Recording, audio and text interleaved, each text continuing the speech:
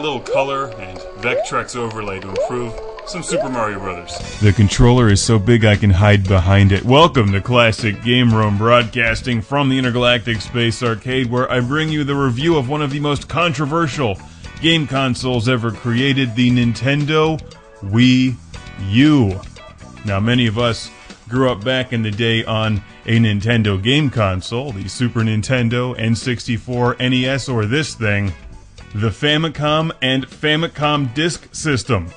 Wait, what's that? You don't have a Famicom Disk System? Then you don't truly love Nintendo. And if you don't love Nintendo enough to stamp Nintendo into your floppy disks, then you're not the market for the Wii U. A Nintendo-centric Nintendo fan's dream come true, but will it appeal to anyone else?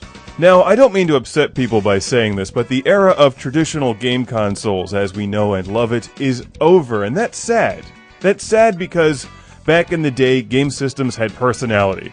The Super Nintendo had a different look and feel than the Sega Genesis and TurboGrafx-16 and Neo Geo and Jaguar.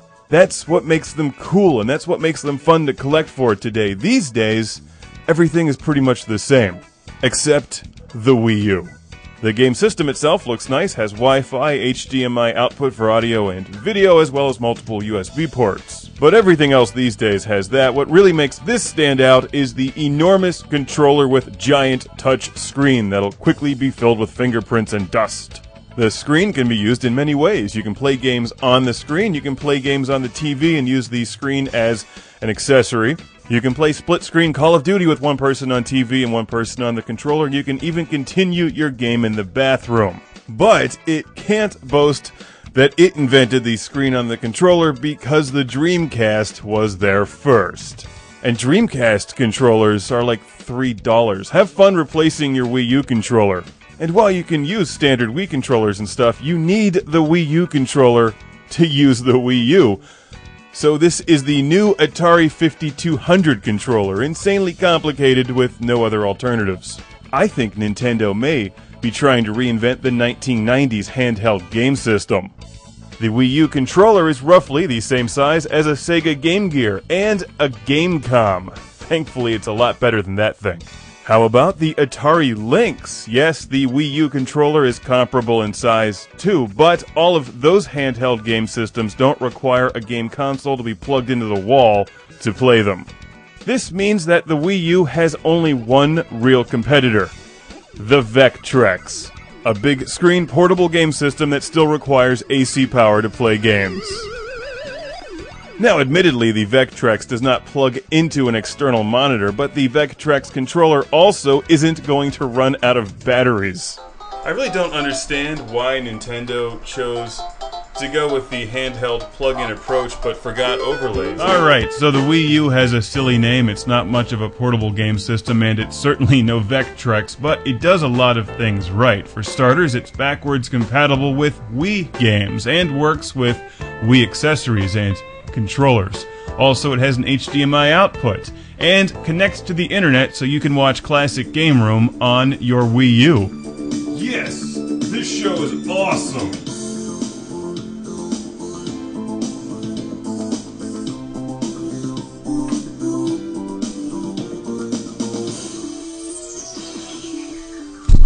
Who are the two people who dislike this video? What's not to like about this? Welcome to another... Actually, I've got a point. The backwards compatibility is my favorite feature on the Wii U. It's a nice shirt.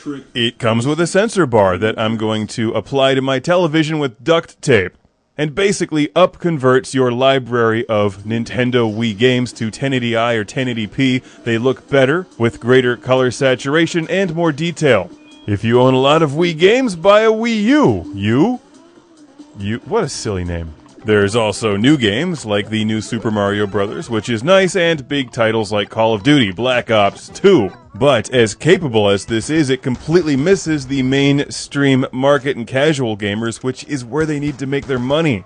Now, Nintendo does have the best game IPs in the industry, like Zelda, Metroid, Super Mario Brothers, Pokemon, F-Zero, and more, which is why the Wii U is a niche market product for the Nintendo enthusiasts among us. It's basically the new Dreamcast. So I'm going to draw the Vectrex using an actual Vectrex for inspiration and post it on the Miiverse. Yeah, that's right. This is still life happening in real life. Nintendo cannot find anything objectionable about a Vectrex, except that it's their competition. Post! Posting is currently restricted. What? We're spamming. We gotta wait 2 minutes.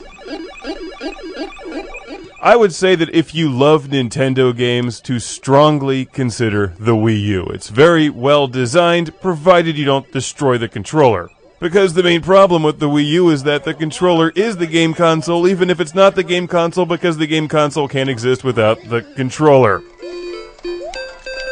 Something else just occurred to me. If the Wii U is looking to be the largest plug-in handheld game console, not only is the Vectrex bigger, but so is the Centipede arcade machine.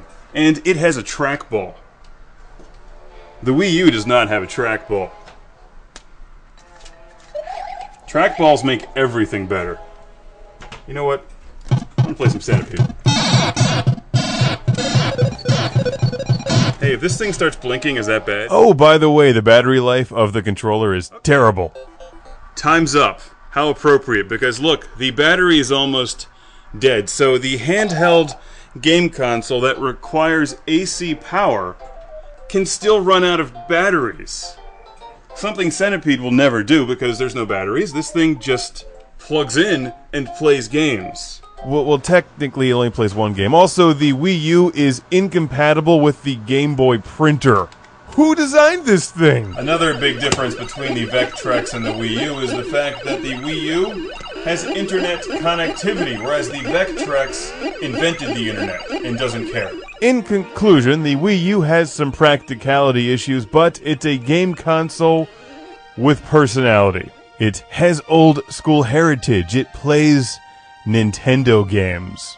It does a lot of things, but even I had to read the instruction manual to figure some of them out. It's probably not the mainstream product that Nintendo was hoping for, but it may be the game console that Nintendo fans have been dreaming about. That's very poetic. I, for one, would like to see Sony and Nintendo join forces so we can get a Kirby God of War crossover. That would be awesome. Oh, okay, this works. It can be done. You can play Vectrex and Wii U at the same time. Not terribly well, but I am actually playing both games. You get this? This is marketing here for Nintendo. They should be selling a special edition package of the Wii U with the Vectrex. Of course, who would want the Wii U then? Now we need to talk about the Wii U versus the Gamecom versus the Hyperscan. Okay. Wait, what's the Hyperscan? The Mattel Hyperscan?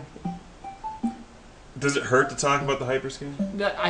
That's no. Are we at least in agreement that the Wii U is better than the Gamecom? Classic Game Room. If you're looking How handsome for a you are, truly Mark. terrible Sonic the Hedgehog game, look no further than this one. It's Sonic Jam on What are you doing later? the Gamecom.